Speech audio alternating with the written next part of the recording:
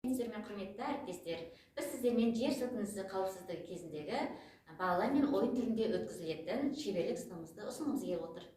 Бала біздің болашағымыз. Сондықтан бала бойында кез келген табиғи апаттардан қорғанудың бастапқы қауіпсіздік дағдыларын қалыптастыру мақсатында жер сілкінісі 3 аю туралы мультфильмді көруден бастайық.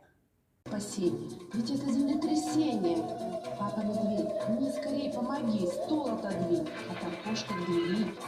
Пока идут толчки, ты, Тишка, под этим столом посиди. Я встану в углу между толстых стен, чтоб не попасть в разрухи в плен. А папа медведь в дверном проеме встанет и наблюдать за нами станет. Когда все стихло и замолчало. Жәнегі мультфильмнен көргендегідей балалар жер сілкінісін өздері конус театры арқылы қозғап көріп, үйді жер қалай сілкінетінін көріп, дастархан басында отырған аюларды қауіпсіз аймақтарға тезірек орналастырады. Сонымен қатар біздің ата-анамен бірлесіп түсірген видеоны көрсетуге болады. Ол жерде өздерімен бірге жүрген достарының түсірген видеосы болғандықтан балалар өте жоғары қатты әсер алды. Балам, жер сілкінісі болған жағдайда сақталу керек қауіпсіздік ережелерімен бірге танысайық.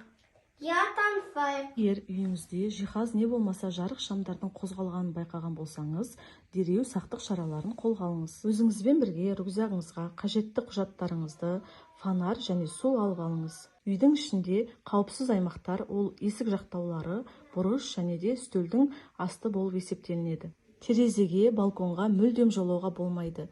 Әсіресе әйнектерден аулақ болған дұрыс. Үйден шыққан жағдайда баспалдақты қолданыңыз. Терезеден секіріп, не болмаса лифтіні қолдануға мүлдем болмайды. Үйден шыққан жағдайда ғимараттардың жанынан, не болмаса электр шамдарының жанынан аулақ болыңыз. Неғұрлым қауіпсіз аймақтар ол ашық алаңдар болып есептелінеді. Ары қарай не қажет ойын ойнатуға болады. Ол ойынның шарты балалар жер сілкінісі кезінде өзінен бірге не алу, қандай заттарды алу керек екенін білуге тиіс. Өзіне қажетті заттарды алып, дұрыс деген белгіге жабыстырады, ал енді қажетсіз заттарды дұрыс емес, қате деген белгіге апарып жабыстырады.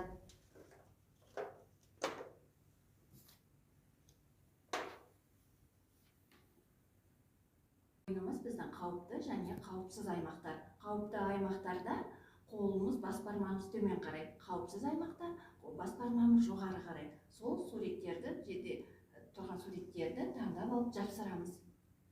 Мысалға, балкон жаңағы қауіпті аймақ жер сілкінгенде. Лифтті да қауіпті аймаққа жатқызамыз. Ал қауіпсіз аймаққа бұрыштар, ішкі бұрыштар және есіктің жақтаулары, сол сияқты столдың асты, сондай суреттерді жабыстырамыз қауіпсіз аймаққа.